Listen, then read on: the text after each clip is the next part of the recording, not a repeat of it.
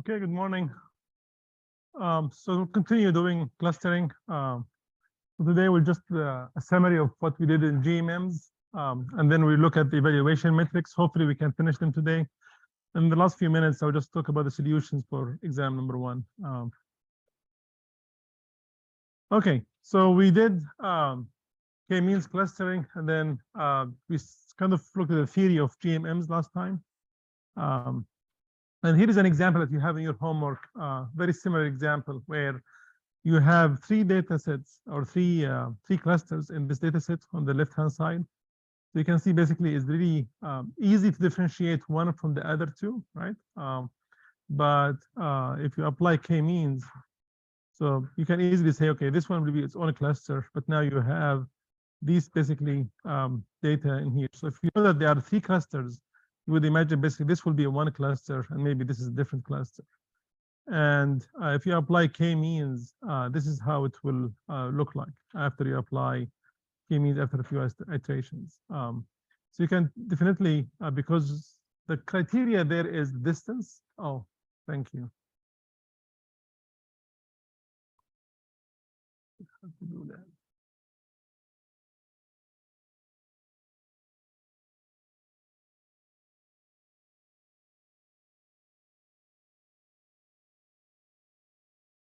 And there is one there.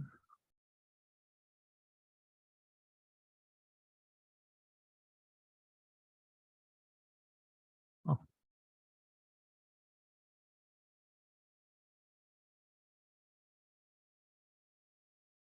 Much better. Thank you, Jeffrey.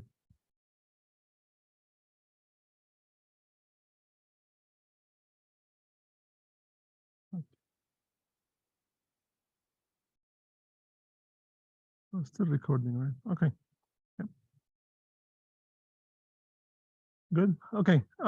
So you can imagine the criteria is really distance. So this kind of centroid somewhere here, but really kind of missed the whole clustering. The ground truth is the one on the right hand side, right? So you see this intersection here between these 2 clusters. It really messed things up, and you will have this example in your homework where the k-mean cluster will not really be able to differentiate, especially at the intersection part in here. However, JMM will be more successful to some extent than k-means. And then there are some parameters in the homework that you will have to play with, either to improve or really make it worse for the GMM to do this job. Okay. So in k-means in general, it really works if you have symmetrical data in terms of like the balanced data, like the balanced clusters. If they are really balanced, that means it's k-means more or less will work fine, and there is no intersection. But if you have imbalance or there is some intersection between the data in the feature space, then k-means will suffer quite a bit in that sense. Okay, so the Gaussian model GMM, as we discussed last time, it really creates kind of for this 2-dimensional case, we have 2-dimensional features, so x1 and x2. It will create this kind of 2-dimensional Gaussian mixture that will differentiate between different data, and that's the whole point of the GMM, as I mentioned last time. So just check this derivation from last time. I will not go through this again, but so this is in the 1-dimensional case. If you have 1-dimensional case, then that's where the mixture is coming from. So you have a number of these. You have one Gaussian, a second Gaussian, and a third Gaussian. When you mix them all together, then you will have this one in the red, and this is the overall overlap. So that's basically a result of mixing 3 Gaussians all together into one, and that's what we are really trying to build. So the idea is that you have independent features, and they are really drawn from Gaussian or normal distributions, and then all what we need to find out the mean values and the covariance, or in this 1D case is the variance for each one of these Gaussian. And then once you have them, then nothing but really is a superposition of all of these different k Gaussian distributions that will result as a description of your data in this case.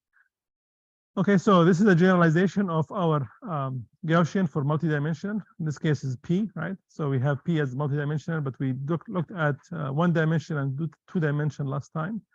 But the generalization here that we have P features, and then that means for each one of those Gaussians, it's really a vector of P that will describe the mean values, right?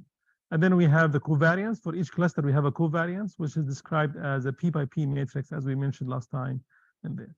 And beside these two parameters, the mu and the variance or the covariance matrix for multidimensional features, we have the pi, right? So the pi is basically really the membership probability or the probability of each one of those clusters satisfying that we have it drawn from that particular Gaussian distribution in that case.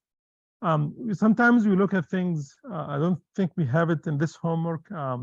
We remove that question where you are looking at things in a kind of a different dimension. So you can look at it as, yes, you are really building two-dimensional. Is really, if you have two features, right? If you have x1 and x2, then your Gaussian, although it's described in the two-dimensional space, but when you look at it, you already you have a 3D Gaussian, right? You have a 3D Gaussian, right? So that's what we're looking at, right? So this is basically kind of the superposition of all these three different two-dimensional Gaussian, right? But you can look sometimes at the 3D. Sometimes we look at the contour of these onto the space that we are looking at. But we will not really, and this is the superposition of that. But we will not have this in the homework this time. Okay, so now we started doing this last time where we started to define, intermediate parameters. We looked at Zi or Zj, basically Zij or Zij. J is really which cluster. I is the sample. That basically it will be equal to 1 if xi belong to the J cluster and 0 otherwise. And the probability that we Zi is equal to a J is equal to a pi J. So this is really kind of one of the three parameters that we are really are interested in knowing, right?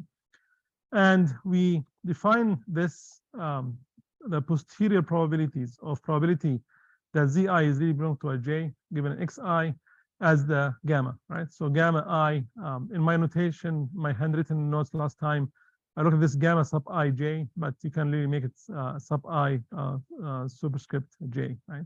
This means this is the gamma that really has to do with sample I, right, xi, and cluster j, right? So where j is between 1 and capital K, which is, we have capital K, which is the number of clusters, and capital K is a hyperparameter, as we mentioned last time.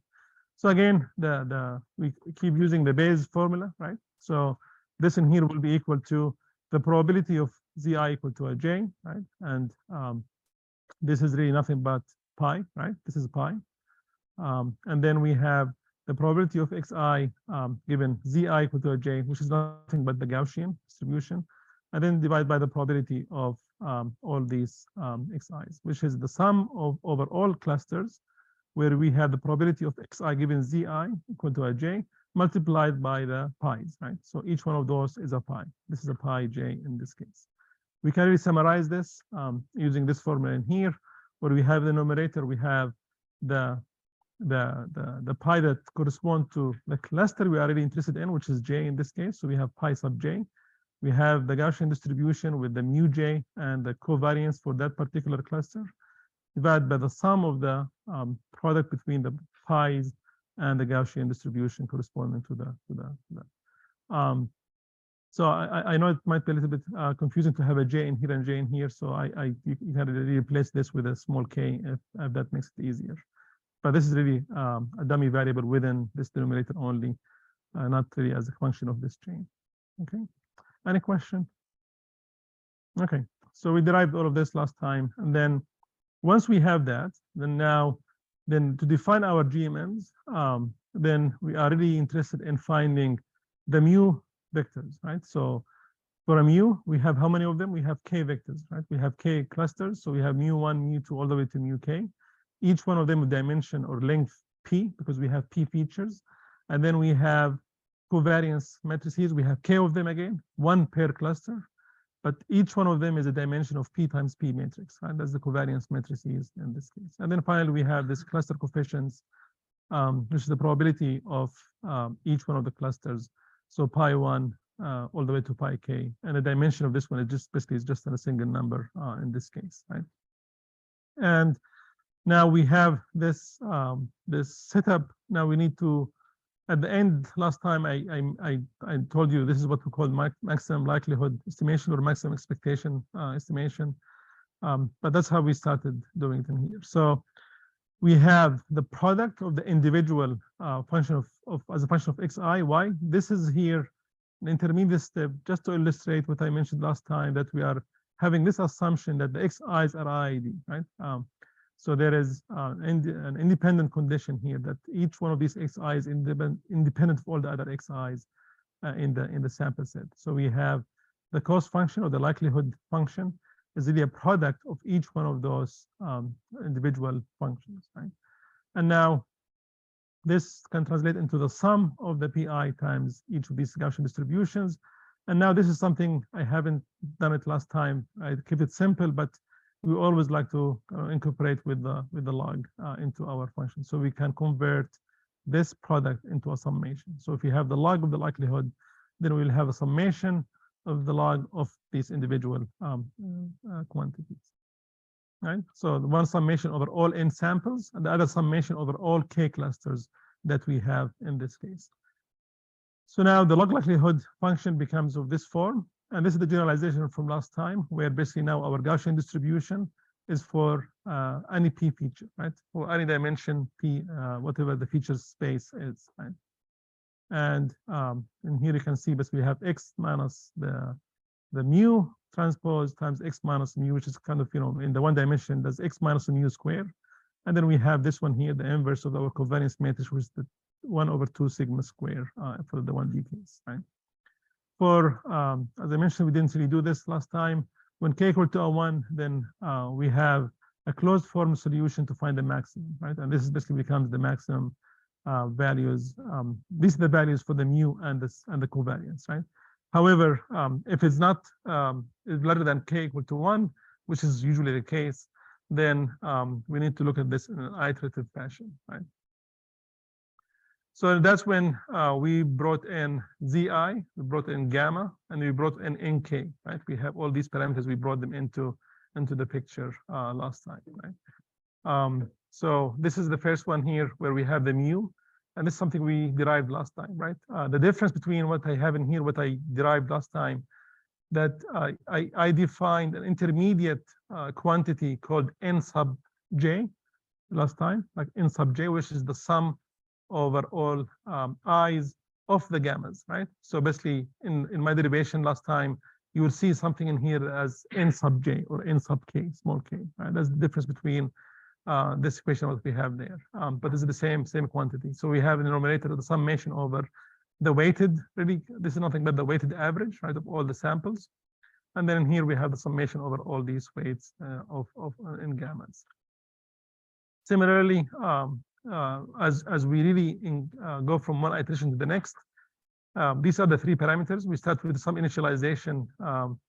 Initialization meaning that we just have a good guess of what the mu values are, what the covariance matrix, what the pi's are, and then every iteration we update our gammas accordingly in here. This is the expectation step. Basically, there are two steps: the expectation, the maximization, as I mentioned last time. So this is the expectation step. And then the maximization step is this one here, where we update the mu, the covariance, and the pi's in here, right? So we keep updating these in here. And then we, the criteria, we look at our cost function, we look at the likelihood. Either we look at the likelihood as it is, or as we practice from even homework number 2, we always look at the log likelihood in here. And we look at the log likelihood, and then now we compare. Did this really increase by much compared to the previous step? We have an epsilon that really control when we converge last time. Yes. We went over this on Monday. Yes. Yeah. Or what I'm doing. That's why I'm going fast, because we derived all of this. Right. We derived all of this on Monday. I would say slowly on Monday. Yeah. Yeah. They should look familiar, right? Yeah. The only thing that I don't have in the slide that I derived, which I thought was helpful, is this one here is an n sub j or n sub k. That's the only thing that's really a little bit different than what I have in here, but everything else is the same. And this is the convergence criteria. There are many different ways how you can design your convergence criteria. This is one kind of the most common ones. You look at the cost, and this is something you will do. Like in one of the homework problems, Salim put is, for example, in every iteration, not only you are looking at this criteria, but also you are removing the top 5% outliers, the top 10% outlier, whatever the percentage you put there, and we see how are you converging actually faster or not in that sense. Okay, here is basically kind of a very simple two feature p equal to a2. This is an EM initialization. We start with in just initialization step in here. It's the initialization somewhere there. I cannot see it. And then once you start doing that, then you start to have this kind of overlap, right? So you have the red set is one cluster, and you start with k equal to 2, right?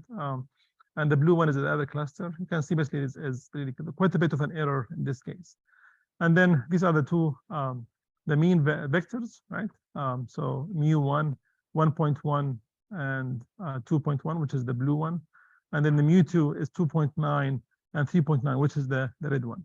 And then you start to kind of calculate the covariance matrices after the first step in initializing them. And basically, this is the covariance matrices give you what is the shape of these things. And as we mentioned last time, sometimes you will get something like oval, sometimes you have something like a circular. It depends on your data. And now you see the next. I think this iteration, this iteration number 50, and you can see basically now we are really getting to a point where the red one is almost inclusive of all the data that we have, right? And if you keep going to iteration number 100, now you start to see basically there is some convergence happening, right? So, and this is an example. Like if you look at these samples here, right? Look at these samples in here. Those for sure they have a non-zero membership in both of them, right? In here, right? This one here, for example, it will have most likely a 0 membership in this cluster, right?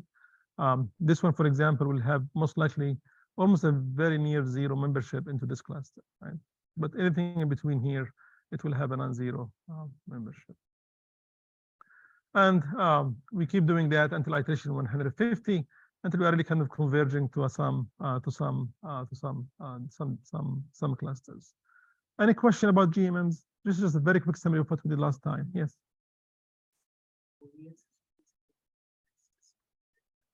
Oh, it just happened basically in this case. Yes, we are not adding that constraints. Yes, it's just happened. It's very good observation. But you will see basically that in the homework that will eventually, it depends on the shape, right? It depends on the shape that you have, right?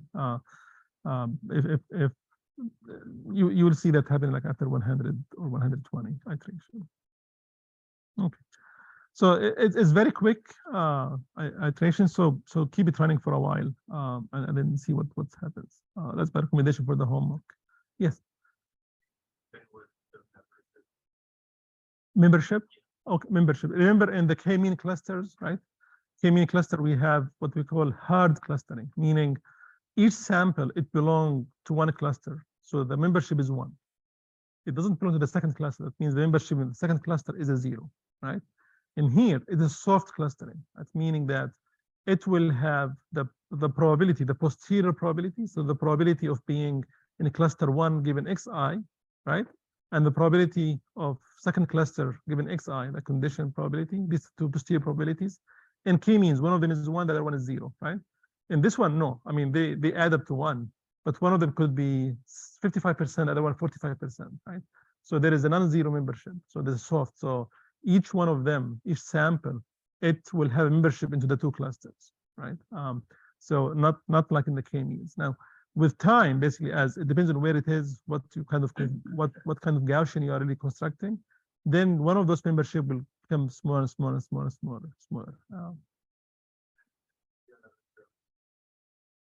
That's pi. Yes, that's pi. Yes. Sorry, it's the gammas, right? Is the gammas. Pi is the probability of the clusters, right? So pi is the probability of cluster 1, probability of cluster 2. So think about pi as I have the total number of samples, and I know there are 10 of them in cluster number 1. I divide 10 by the n. That's my pi, right? That's basically the probability of each one of those clusters. Gamma is the posterior probability, right? So gamma is associated with a sample and a cluster. So gamma ij, right? So that's membership. Like, that's why basically it shows up as a product of every single basically in the numerators. That's what gamma is the membership, right? So in the hard clustering, it will be a 0 or 1.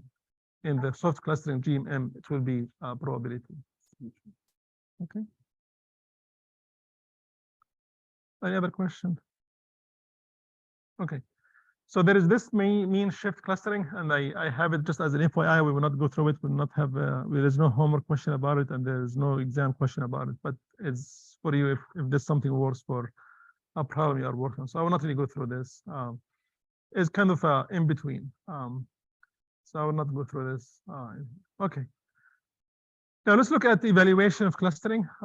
We looked at the regression. We looked at classification, how we evaluate this. In the clustering, you see the problem is this is unsupervised, right? So you don't really have ground truth. You don't have a reference, right? So now that basically complicates the problem. But it's also very, very interesting because this has to do with also a problem in a neural network, right? If you just think about what we are really doing, we have some samples, right? These are samples, and we just have a guess that they belong to K clusters, right?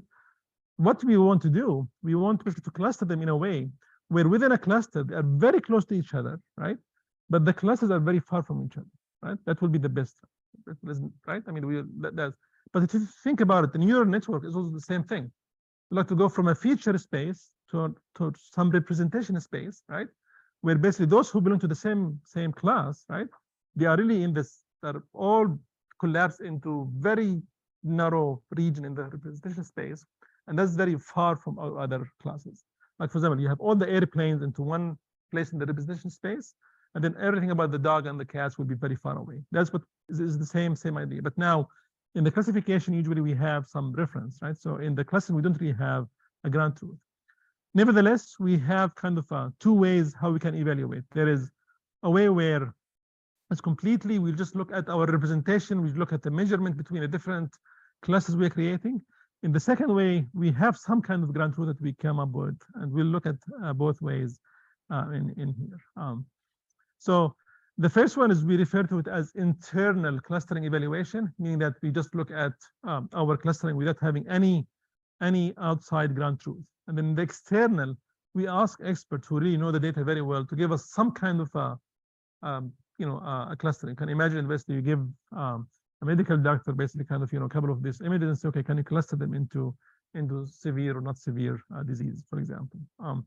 There are many really many different measures in both of them. We'll just cover a couple of them quickly in here. So the same thing for the external one. Okay, so for the internal clustering, the first one is the Davies-Baldwin index. And then all of them, they have something very similar. We are really comparing different features in here. This is like 1 over the number of clusters, summation over all clusters, and the maximum of these two things, right? These two things, if you look at the first one in the numerator, basically we have 2 clusters R and S, and we are looking at basically the variance, right? Basically how cluttered they are together, or how distributed they are from each other, right? So now we refer to this as the intra-cluster distance. Basically, that means how spread they are within that cluster, and how tightly they are clustered together in that space, right? And then in the denominator, what we have a distance between the centroid or the mean value, right? So in this case, we have how far these clusters are from each other, the R and the S from each other. So we have an inter-cluster distance, and all the variations. I mean, that's really what we have, right? I mean, we never just keep in mind we have the output, we have clusters, we have data, and now what we are really questioning ourselves: each one of those samples, is it in the right cluster, or should it be in the other clusters? That is all what we are trying to do, right? So this makes sense. Basically, could be a measure of how good that clustering is in this case. And as we have in the last bulletin here, the smaller this value, the more desirable. Why that's the case? Because we look at the max of this ratio. This one here, if it's very small, right? That means they are tightly clustered, right? And the distance between the clusters are really very high, right? So this will make this much smaller. The max of that will be also small.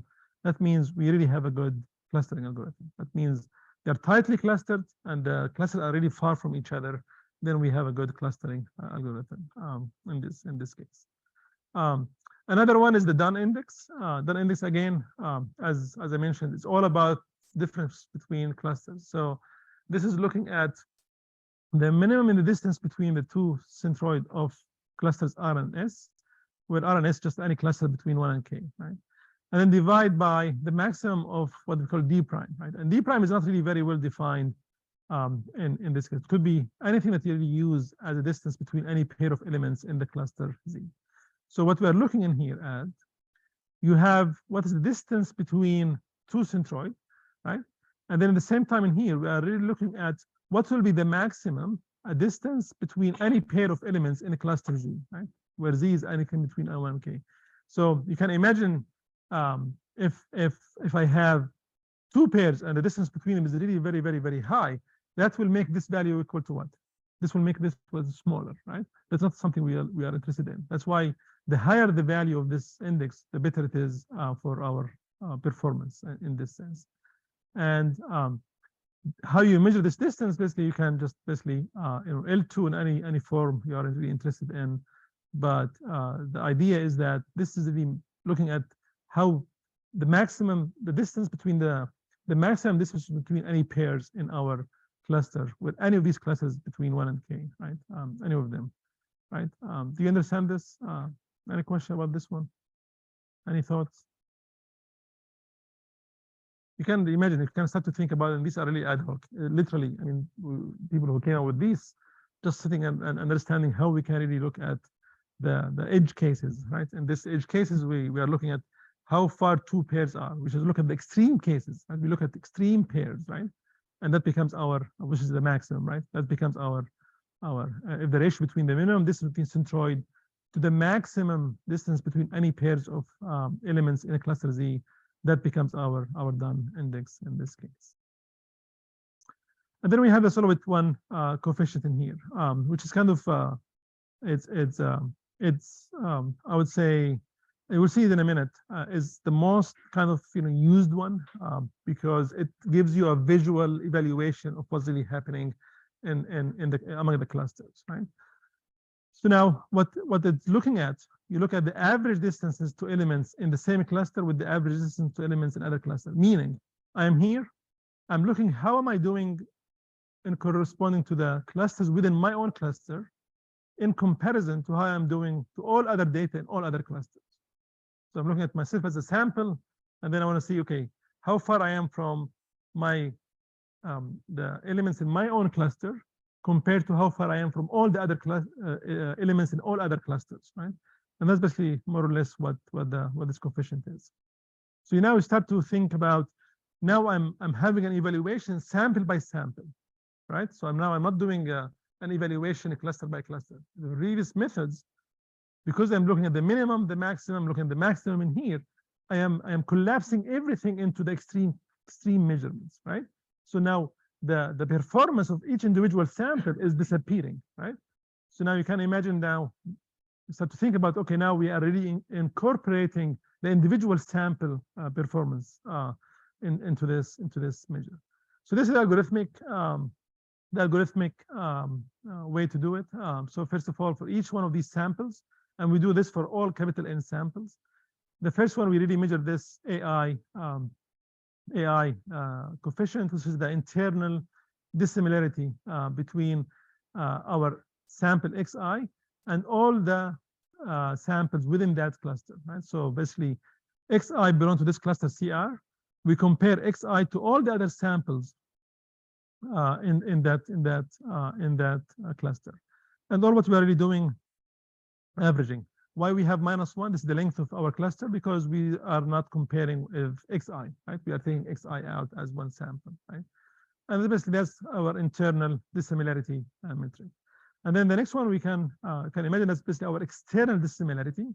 We're doing the same thing for our sample xi, the same sample in here, but we are really looking at all the other samples in all other clusters, right? So we are interested in the smallest average of the distance from xi to all the samples in each other cluster, CS, where CS is not really CR in here. CR is the cluster where xi belongs to. So this is the minimum of the average of those distances. And look at the minimum. And then we have this this pooling algorithm in here, which is if AI is less than BI, that means the internal dissimilarity, right, is smaller than the external dissimilarity. Then I'm subtracting basically the ratio AI to BI from 1, right? And the closer that we are to 1, basically the better it is, right? Basically that it's what we are really interested in. If AI equal to BI, then basically we don't really have judgment, we just have a 0. And if AI is larger than BI, meaning that the distance for this sample to the internal samples in my own clusters are higher than my distance to all the samples or the minimum to the other clusters, that means what? There is something not right, right? So that means we are subtracting. So we are subtracting 1 from that value, right? So now you see that the ratio between -1 and 1, basically closer to 1 that is favorable, right? Closer to 1 is favorable. Closer to the negative 1 is a problem, right? Why is the -1 is a problem? It means there is something not right with this sample. And that's why it's really very beautiful index, because you can visualize it. You can really visualize this one here. So what we have on the right-hand side in here, the upper right plot, we have k equal to 3. So we have 3 clusters. We on the x-axis we have all our samples, and basically we group them into based on the clusters, right? And then we rank them based on the highest index. What is the index? This one index, this one, right? This is the solid index. You start with the highest one to the lowest one. So now you start to look at the shape, right? You start to look at the shape. If you look at the red ones in here, the majority of them really very close to 1, like 0.7, 0.6, and then there's a very sharp, basically kind of drop after that. So basically, that's good. I mean, those samples, this cluster, I have trust in them because I'm maintaining a very high or a high index. Same thing in the blue. In the green one, you see there is quite a bit of a drop, right? So there are some samples that are somewhat, they are really closer to the samples in the blue and the red, or compared to the ones in the red and blue, than the ones internal, right? What's more interesting, if I do this for another data sample, and I get something like this, because in here, if you notice in here, the upper right one, none of them is negative, right? So none of them basically satisfy this issue. That means I maintain that I'm really closer to the samples in my own cluster than the samples in the other clusters, right? So now, if I have this here, what does that mean? So if I have this negative ones, that means these samples in here, they're outliers, right? These samples are the problem, right? These samples in here, they're really causing trouble to our algorithm. And now, which one are really more problematic than the other ones? The green ones, right? If you look at the green ones, we have a much higher in the negative direction than in the green ones. So you just have to go back to these samples and look at them. You are doing a little bit of this into one of the homework problem where we are asking for I mentioned this a few minutes ago, where you cluster using GMM or k-means, and then you go to the farthest away from your centroid. And so okay, these are the outliers, right? And then just remove them, and then redo it again, and see basically how you are converging in this case. So this is exactly why this index is kind of people really prefer it, because you can really have a visual evaluation of your data and your samples in this case. Now, if the other thing, you can really evaluate algorithms. So this one here, it was done for a k-means. This one was done for a GMM, right? For the k-means, it's the same data actually. It's not really different. But if you look at you have only one sample in here that's really negative for the k-means, right? For the GMM, done this, right? So now you can really have different algorithms, like a mean shift and all these k-mean plus, and then you have an evaluation of what's happening to your data. I would trust GMM more than k-means in this case, and I would say these are really outliers. These ones, all these samples in here, all these samples in here, and all these samples in here, right? I would remove them and then redo again. Yes. Yes. Do we average it per cluster to evaluate a cluster? We could do that, but actually the shape of it gives us. You could really average across all of them, right? You can average, but I would do that after I remove the outliers. Yes, I would do that because though I mean, especially the green one, these are very, very problematic. These samples are really causing quite a bit of trouble here, right? These are outliers. So it will not really give you a very fair description of what's happening to the clusters, right? And if you average it over the entire matrix, are you determining how good is the clustering process? Exactly, for each one of them. But now you have, but you will do it for per cluster, right? That's the thing, right? If you want to do it for overall, right? So if you look in here, this the maximum is 0.6, right? The maximum is 0.6. The maximum is roughly 0.6. This one is much higher, right? But if you look at the shape in here, so now how do you do the averaging, right? Or you look at the area under the curve, right? So this is all the, and there are tons of different ways how you can pool them, pooling algorithms for clustering indexes. How you do them. I'm a big fan of not pooling algorithms, not pooling things together. I think it's misleading. I rather look at this individually, like this. And just by looking at this one here, I would say, look at the balance in here. Look at this one and this one here, right? This is much sharper. This one is way not far from being sharp, right? This is a -1 slope. These ones, there is much more balance between them. You see that? So now, that means might be some bias in this, but for this algorithm in here, it seems there is a good balance between the different samples. The other one, you remember when we mentioned about if you have balanced data or imbalanced data, right? So look at the J-means in here, right? The GMM, sorry, there is balance. Similarly in here to some extent, but this one is much smaller. So much smaller number of samples went to the cluster range, right? In here, I would say basically it's much more balanced than that one, right? And that's something we mentioned that GMM is much better when you have imbalanced data, right? So the K-means in here. I forgot actually which data this came from. What do you expect it to look like if you were trying to cluster random, like there was no obvious? Then it depends on what your K is, right?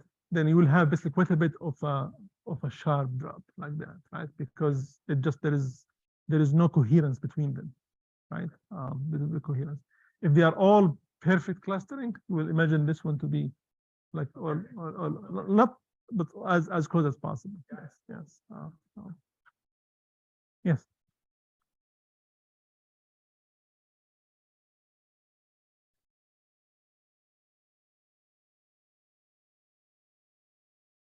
So what I mean by balance, if you remember, we had examples where, I mentioned like on Monday, you have 100 data points, right? If 40, 60, like 40 belong to cluster 1, 60 to cluster 2, that still is not bad. But if you have 10 belong to cluster 1 and 9 to cluster 2, that's a big problem for K-means. That K-means will really not work very well, right? GMM will work fine in that sense. That's what I'm talking about, the balance, the imbalance in this case. But how you quantify it, it's after the algorithm is done, this gives you a visual evaluation, right? But there is no really quantity to calculate. It's just the number of samples. That's pi, right? That's pi in this case. Okay. So now we go to the external evaluation measures. So in the external evaluation measures, that means we have, so this is your algorithm. And we have somebody as an expert gave us basically a cluster for some samples, right? We basically somebody sat down and then looked at the clusters and then evaluate them. So that's why we have the reference and we have the query, right? So this is the reference, which is done by the human being or the ground truth. And this one is by the query. And usually in clustering, you will not really have, so if you have 1 million data point, you will not be able to do that for all 1 million, right? It's just very time consuming, but you take a subset. And that's why it's really very, very biased method, because it depends on what kind of subset data you pick from, right? I have seen people go back here and then do this and then start to say, okay, I will sample my data. I will just pick one from here, one from here, one from there, and one from here, and they give that to an expert, and then let them basically do the clustering by hand, right? And that's basically one way to do that. So I have seen people doing that in different domains. But now we assume that we have this ground truth. We have the reference in here, right? And now you can look at these.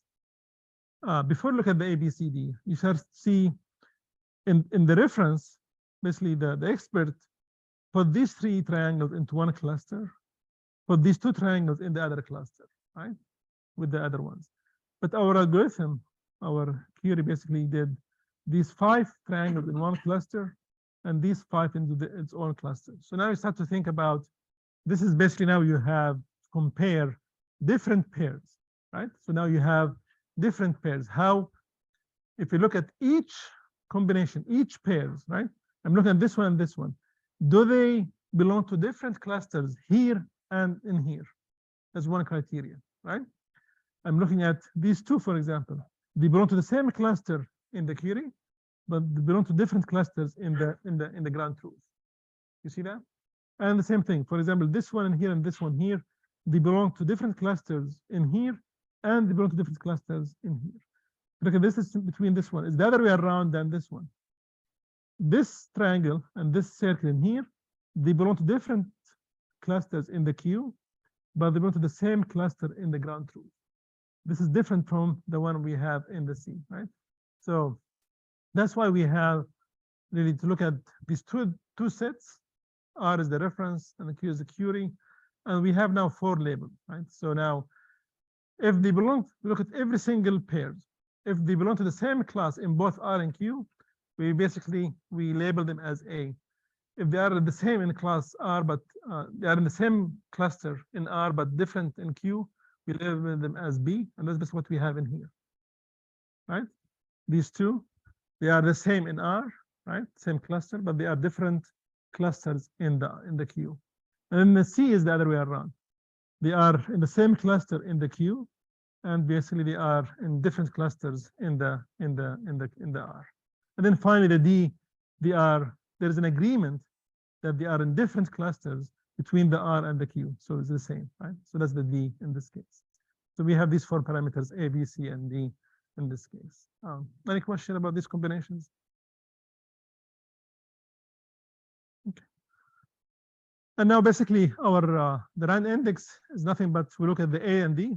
What the A and D? There is an agreement or disagreement, right? So basically that there is the Q and the R agree that with these pairs, that's how many of them, right? That's the A and D, divided by the total, A, B, C, and D, right? Basically, that's our rand index in this case.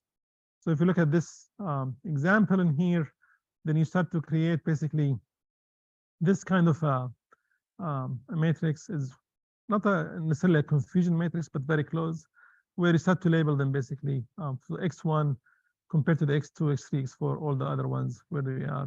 So you just label them A, B, C, and D in this case. And then you have these numbers in here, and then the rand index in this case is 0.64. So you can imagine if B and C are equal to 0, then the rand index will be equal to 1. That means basically I have perfect agreement between the ground truth and the query in this case, right? If it's 100% true. Any question about this index? Again, it requires this ground truth, which is not easy to do in some cases. Okay, we have the mutual information score.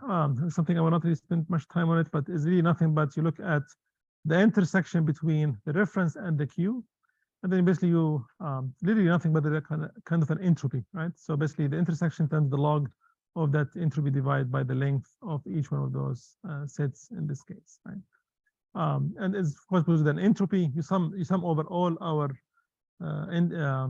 clusters is non-negative in here. But the higher the entropy, basically, the better that we are interested in this case. It means we have lower uncertainty between the sets in here. And then we have the cluster purity, basically how pure these clusters are. So what we count the number of data points from the most common class in that cluster. We take the sum over all cluster and divide by the total number of in its own cluster. Okay, so here is kind of a summary, and this is something for those who are redoing a project. When you really analyze your data, it's yes, I'm not asking for much in the algorithm. And if you haven't started working on the data, I think it's already in pace. I think Salim sent a message last night. Is it on pace already? Okay, good, thank you. So it's already on pace, so you don't really have to consume any of your disk space on the data. It's 14.5 gig. Dealing with the data is a little bit tricky, but the algorithms are not really that. But what I'm looking at in the project is to have something very, very thorough analysis and explanation of what's really happening. Don't give me like a ResNet and then run it and it's okay, here's the result, right? I mean, yeah, I mean, that means you run one line of code, right? I'm looking at the results. So why is this happening? So for example, if you look at this, for this specific made up data, right? And here we have 3 clusters. This is how the k-means look like. So the k-means, if you look in here, these are really wrongly clustered, right? These ones in here, and these ones as well, right? This is the GMM in this case. If you look at the internal metrics, you can see that they are really in favor in general to the k-means, right? Because the internal metrics, right? All of them, they're really based on distances. K-means based on distances, right? So there is basically, is by nature, you can imagine that basically they are really they favor the k-means by design, right? In here. So this in here means lower the better, higher the better, the higher the better. But you can see 2 out of the 3, that means the k-means performing better, although we can see visually that there is not the case, right? In here. But if you look at the external metrics, then, and we have a subset of a ground truth, although it's really a function of what is that a subset is, but they really favor the GMM in this case, right? Now, do I trust one or the other? It depends on the data, right? That's where the problem of the clustering, right? That's why I was mentioning I don't like just looking at performance measures, like just put everything into one number, right? Like for 30 plus years, people look at images as image quality as a PSNR, like MSE. Take an image and the other image and just subtract pixel by pixel and square. What if I shift by 1 pixel, right? Then I get a very high. For us, there is no error, right? And we talk about that in the image processing class in details. Same thing in here. Yes, these numbers give us some idea, but I shouldn't really trust these 100%, right? I need to analyze more and figure out what's really happening in that case. Any question about, yes?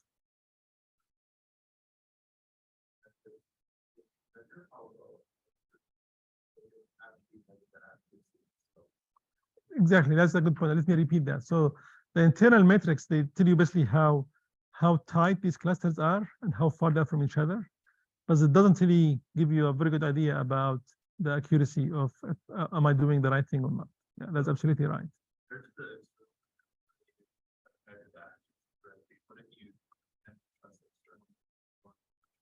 A little bit. So I would trust the external metrics if my reference, the ground truth, is done for most of the data, right? Because that's the function of what is the subset I'm picking from. Because in many applications, like imagine that you want to have a healthcare provider, like a doctor or a PA or a nurse sitting down and doing the label for you. That's basically, it's very, very expensive to do, right? So how many can they do by hand, right? Or any other expert, right? So we will not really evaluate we will not really create a ground truth for every single sample I have in here. So I have to pick subset. Now it depends on how I pick my subset, right? Do they really represent? If I pick my subsets like here and like where the center of the clusters are, right? Then basically that's very, very biased, right? That's different if I pick my cluster to be really away from the majority of the data, right? So it's really a function of, that's why I said that there's a bias there. We have to be very careful about how much we trust it, and because of that specific example. If we pick 50, 60% of the data for our ground truth, then I would trust it, yes, for sure. In that case. This is just a semi, yes, Ryan. Yeah. Yeah, that's basically the average in this one in here. We just we average them. Yes, we average all of them. Yes. Again, as I rather have it as a visual. I mean, I'm a big fan of having 10 pages of evaluation than a number, although it's not really practical, but that's much better. It's just a comparison between them. Okay, so the final problem you have in final question in your homework number 4 is image segmentation, right? So what image segmentation is, this is problem number 5, and then it's 25 points, and then Joshua didn't like that we have a Kaggle competition for it. It was fun the last 2 years. People really liked it. So hopefully you guys will do the same. So what's segmentation? So you have this image, and then you wanna, as I mentioned before, you take each pixel and you do a classification on it, right? So basically that's what segmentation is. What you really want to do, this is a perfect segmentation, right? You want to really say, okay, this is one object, this is another object, this is another object, and so on. Or you can simply say foreground and background. But this is very tough. Are these in the background or foreground? Right? So this becomes very, very hard. This one a little bit easier, right? In that sense. But you have many more clusters in this case. Look at how many different things you have in the image, right? We don't have those images in the homework, by the way, so that's a good thing. If you take this image, right, and if you ask me, I want to segment this one, right? The first thing I would do, I will just look at the colors, right?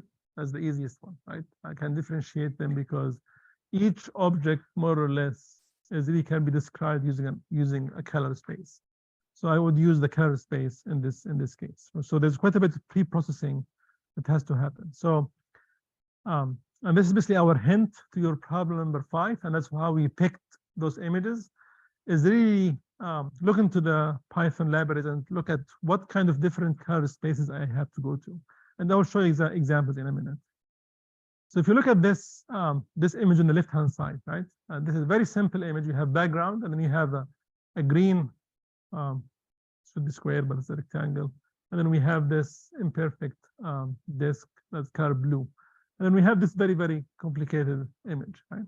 If you apply segmentation using clustering algorithms, right, then this is the k-mean, this is the GMM, this is the mean shifting clustering.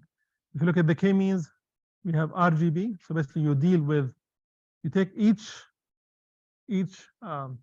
image, each pixel, and then your P is 3, which is the R, the G, and the B values. That's your feature vector for that pixel, right? This becomes your XI.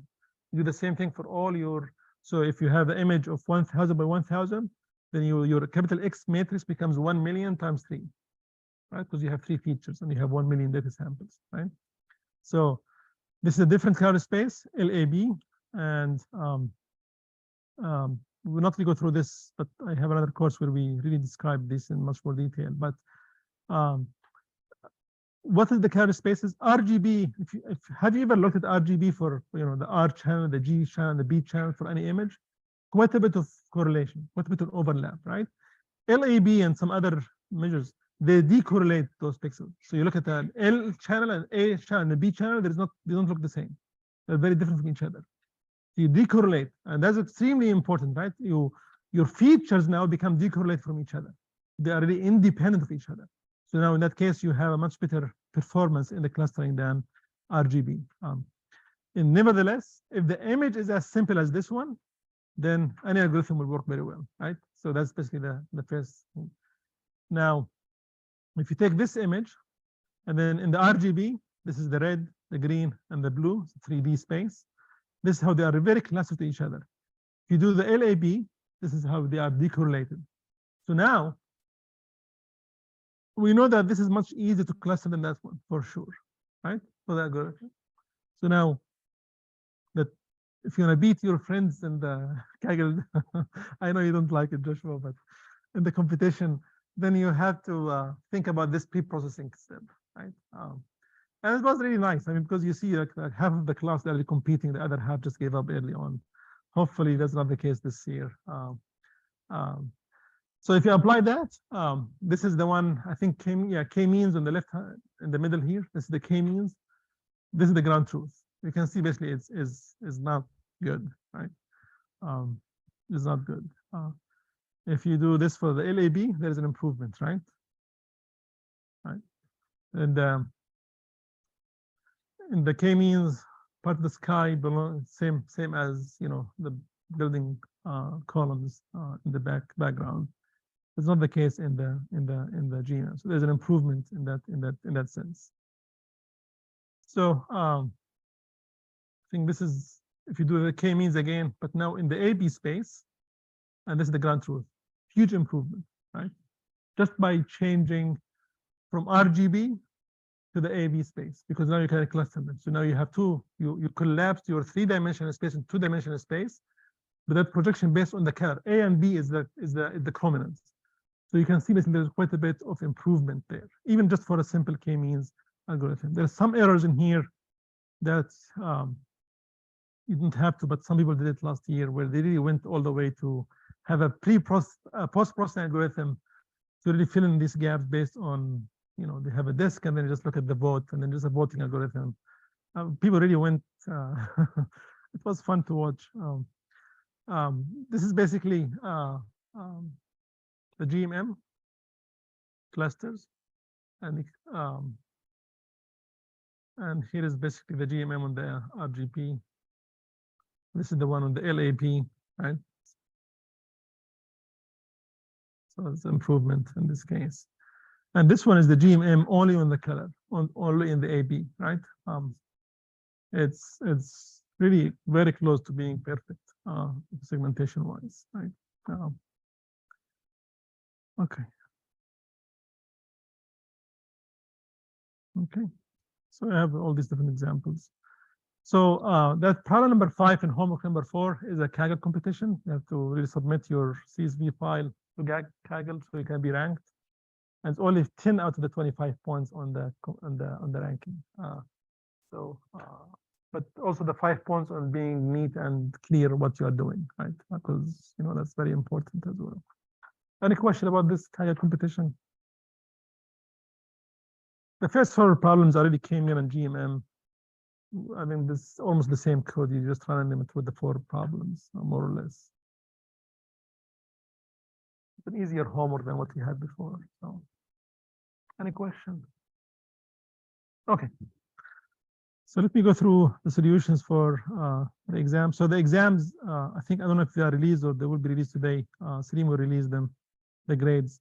Those are your raw grade, and for sure they will be adjusted. So I will adjust your grade for sure, because at least 2 of the problems had problems. 2 questions had problems. So I need to adjust those.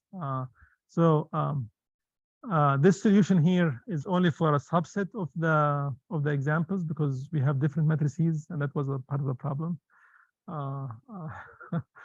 But we will have a pencil and paper exam next time for exam 2.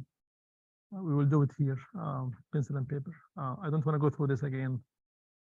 I will adjust it, the grade. So just between now and the next, few weeks, I will finish the adjustment, because I have to go through each one solution. There are a couple of you who really did an amazing job by looking at the semi-definite inverse, and they did really a great job there. Although the grades are not really perfect, but I need to go back and really give them credit for that. So a lot of variations I have to go through. So when you look at your grade, don't be completely shocked. It will be adjusted for sure. Yes.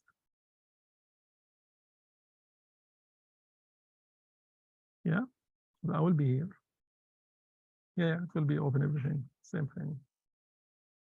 Let me think about that. But yeah, that's why. Yeah. But yeah, that's my intention to make it open. But quite frankly, over the years, there will be always less than 3% of people abuse the whole thing. So abuse being openness. So I don't want to compromise the remaining 97% because of these 3%, but we'll see. But yeah, I mean, it's okay. Here's the first. So this was the pencil and paper version of the exam, and then before I made it to Canvas. So this was the easy question. Basically, I think almost everybody except maybe a couple of you got this wrong. Where basically what is really kind of just matching between these different measures and the codes in here. So nothing really to spend time on it in here.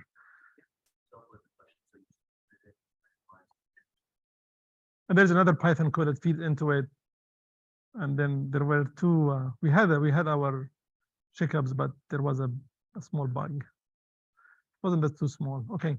This one, I think the majority except two, and I think actually not two. I mean, except maybe I would say maybe 10 of you or so. They got this wrong. I thought this was very kind of almost a gift question. Which one is the linearly non-separable, right? So if you look at the first four, they showed up in different versions. So all of these are not linear non-separable. That means I cannot have a linear, boundary line to separate them, right? This one I can. This one I can. I cannot draw a line. The other ones I cannot really draw a line to separate these, right? This one will be a circle. This one I have to have multiple lines, right? So I don't have a linear separation between them. So all the four on the left-hand side are linearly non-separable. The one on the right-hand side is linearly separable in this case. Same thing in here. This I think I would say everybody got this right. What is the best model? It depends. The higher the area. Not only I have the graph, but I have even the numbers in here. So what? Say again. It depends. It depends on which. Yeah. So this one for the true and false. So logistic regression and k nearest neighbor and naive Bayes are parametric classifier. They are not, right? I mean, this we don't really have. It's definitely the k nearest neighbor just by itself, like k and m, is not a parametric model, right?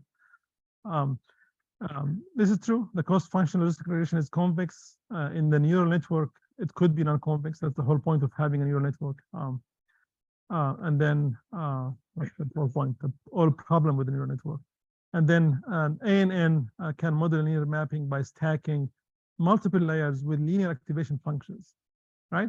Where is the nonlinearity? And this is something I was surprised that really quite few got this wrong. The whole idea, what we impose nonlinearity is to have activation functions, right? Like sigmoid or ReLU or any of these ones. So that's the whole point. That's where we impose. Why nonlinearity is important, because the relationship between the different data samples in the feature space are linear. So if you just impose everything linear, then it becomes just a linear regression, right? And then we have this. The rest are all kind of calculations, right? If you look at this one here, I'm giving you basically what the B's are. I'm giving you what the output is for a certain sample, x1 and x2, which is I think 5 and 15. Yeah, 5 and 15. This specific case. And then you have all the calculations about the weights and different things. So just you have these questions, and then I think one thing that I saw some people really missed, this point in here. The input to the sigmoid is -10 or 10. That's the input to it, right? The input to the sigmoid is -10 or 10 in this case.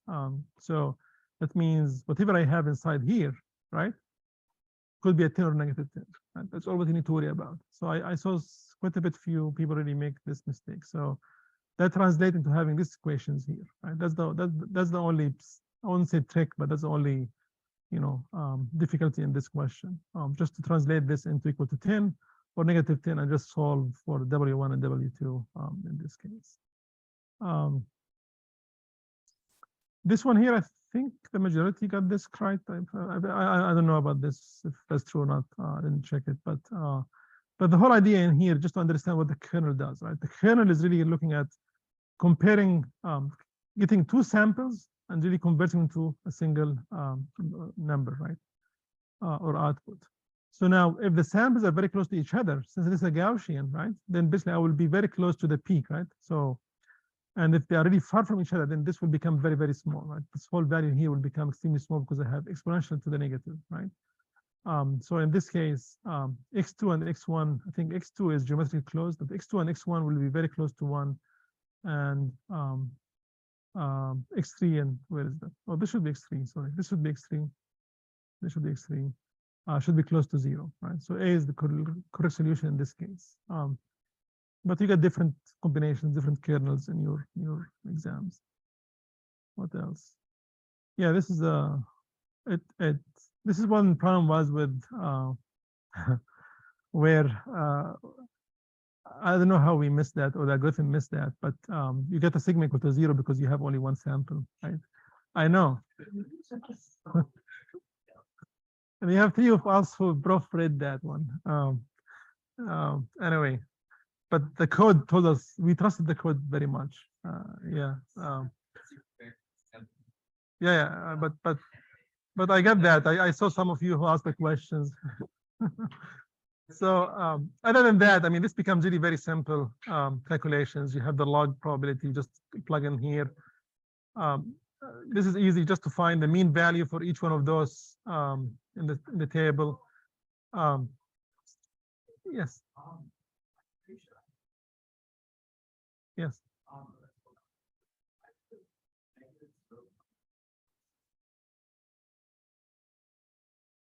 Yes. Yes, you will get, yes. That's another thing where I specifically mentioned that you have to put into, like, you know, 4 significant figures. Many did not. That's part of why I had to go back and grade all of those. But even if you did 3 in here, I have all the combination. That should be correct automatically. That should not be a problem. If I were to solve this question, I would derive this one first, because once I derive it, then I will have a function that has 4 terms. So I have this term, I have this term, I have this term, I have this term, I have this 5 terms actually in this case. Then once I plug in everything else, so I would put this into a Python code or MATLAB, whatever, and then I just get the calculations from here. Can we get that? In 5 minutes, you can speak to each other. Just 5 minutes. Yes.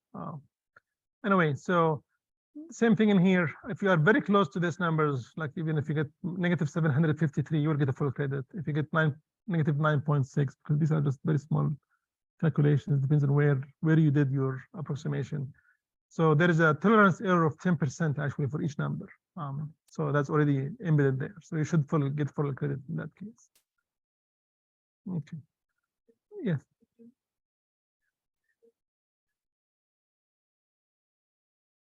I'm correcting that. Yes. Yes. That's part of where I'm going back and correcting all of that. And there will be a big adjustment in your grade because of that. So when you look at your grade, don't wait a few weeks until I finish my adjustment. For what?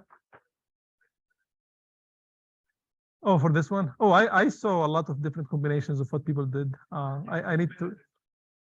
I will adjust it. I cannot tell you now. I need to look at. Get the probability for 1, then I took the 1 minus of that to get the. I see. Okay. So instead of making it not defined, I took 1 and took a 1 minus. Okay, that's another clever way to do it, but I cannot tell. But I will adjust all of those. So this one is another one. What I thought was an easy one, but I think it was confusion about the indexes in here. So if you look at this is an SVM problem, right? And you have 2 samples in here. You have 2 samples. This is a very classical problem where what your boundary, which is the W1x1 times plus W2x2 plus p equal to a 0, it should be the one very far away from the support vector. So it should be something passing through here, right? Right. So that basically will be a line of slope -1, right? That's here. So right away, basically, you can just plug in any 2 numbers, and you will get that W1 and W2 are equal. That's where basically many people really miss that W1 and W2 are equal. They are the same value, right? W1 and W2. So actually, I would say less than 1/4 of the students get that correct if I looked at this carefully. So once you do that, then now you have this line here that's parallel to this line. That will be W1 x1 plus W2 x2 plus b equal to whatever this number. There is different combination. This will be equal to +1 or -1. This one will be -1 the other way, right? And then you have now 3 equations and 3 unknowns, and you can solve for W1, W2, and b in this case. So either W1, W2 is -½ or +½ and b is -7/2 or +7/2. It depends on how you solve it, which is one is +1, which was -1. But that's basically the whole trick in here.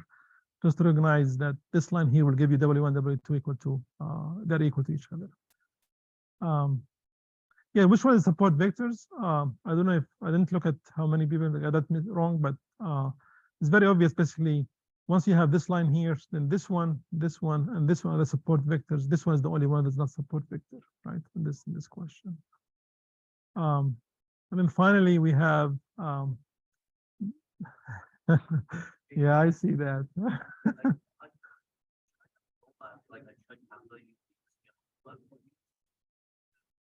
Two support vectors? No, should be one. No, three support vectors. Okay, so many of you got this matrix. Can I get your attention? Many of you got this matrix with this one, and as soon as you have that as a one, then you cannot inverse x transpose times x.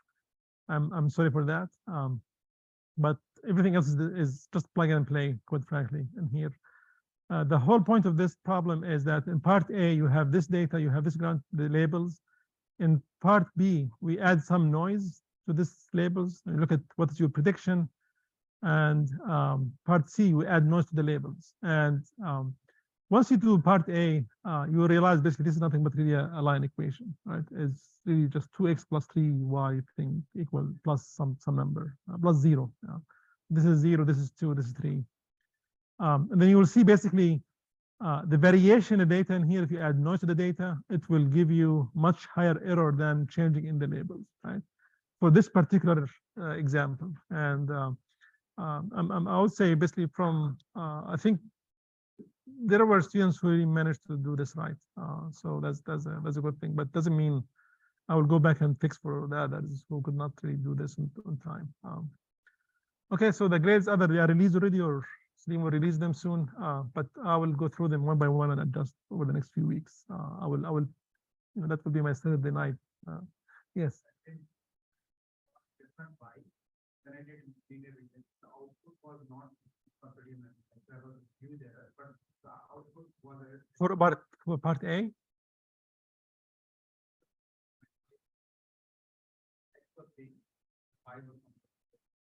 Oh, yes, because the B is different.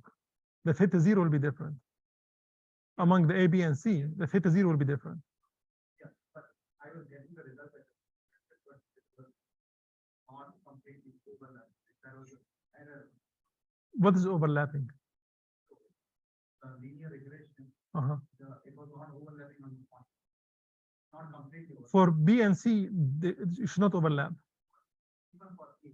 No, then there must be some. Then maybe you did this for when this one was 1. Yeah, one. Yeah, that's because you cannot inverse xt times x. You have to do semi-definite inversion. I will fix that. So I will go adjust it. Yeah, that was the problem in this question. Yes. I'm not.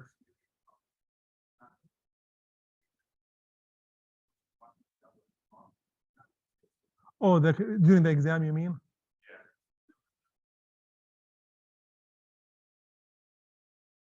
Oh.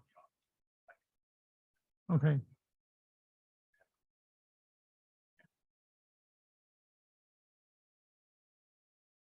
Oh, and yeah, sorry. And when I do that, basically, I just added a new post. You mean? Announcement. Okay. Okay. Okay.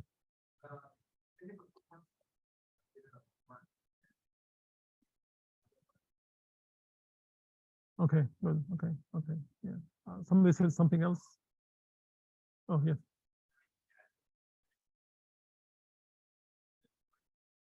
Yeah.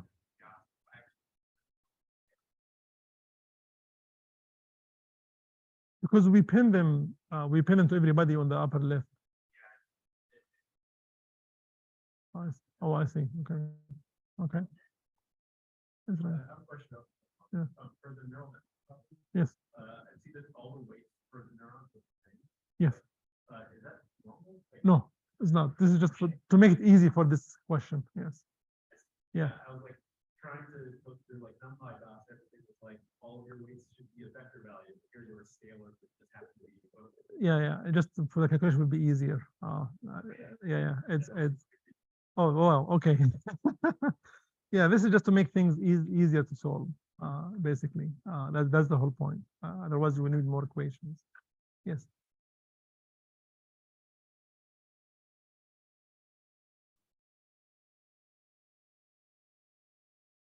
Yeah, okay, then he will release it tonight, today, for sure. He should release it now or this afternoon. Another question, somebody else? Okay, yes, Jeff.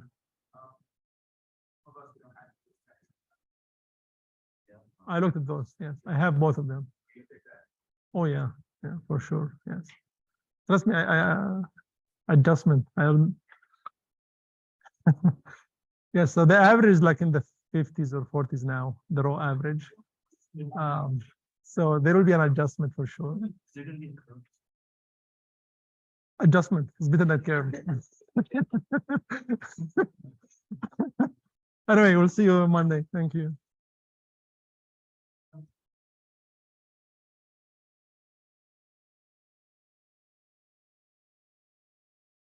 So let me just